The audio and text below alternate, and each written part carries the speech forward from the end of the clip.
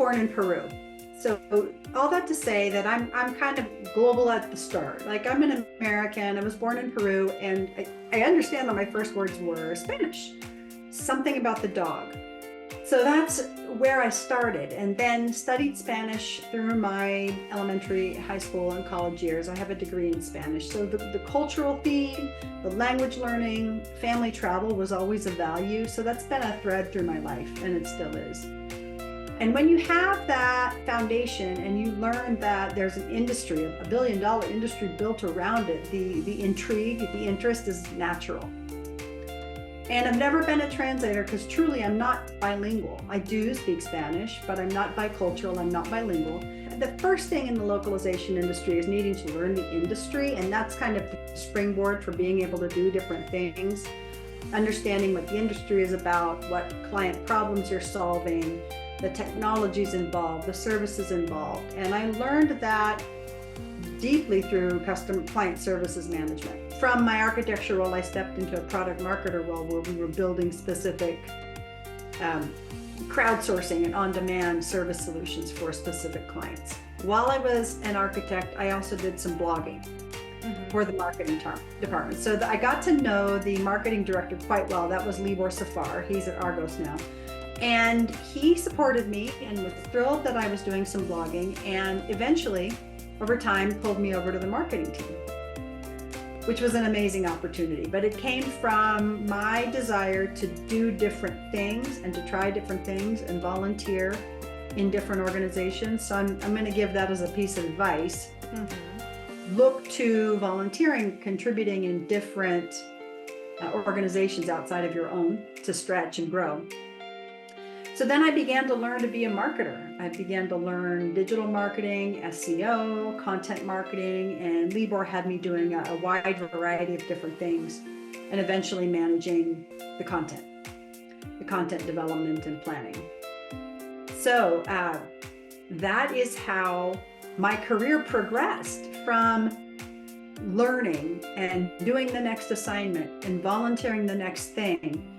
And it just kind of progressed, and following my interests and realizing, okay, I've learned all that I can from this role, and I would really be well suited for this other role, looking for areas of contribution. Not difficult to switch from company to company because the customer needs and the solutions are very, very similar. There's differences. The technology is different. The vertical focus, gaming versus life sciences versus the verticals are different. So there are differentiators and differences, but the industry is the industry, and you bring all your knowledge about localization and its problems from company to company. And AI right now is the biggest driver of the need to upskill, for sure. Every role needs to understand how artificial intelligence can ease and smooth and facilitate their role. So let's take, for example, the translator's role. Whereas in the past, translation was about the art and the craft of language. That is still the case, but it's also about data, language data, and large language models, and natural language processing, and hardcore computer computational linguistics. So a translator who aspires to work for one of these big companies and do translation at scale needs to understand the tools and how they work and how AI contributes to translation. That is what's going to keep you employed and keep you current.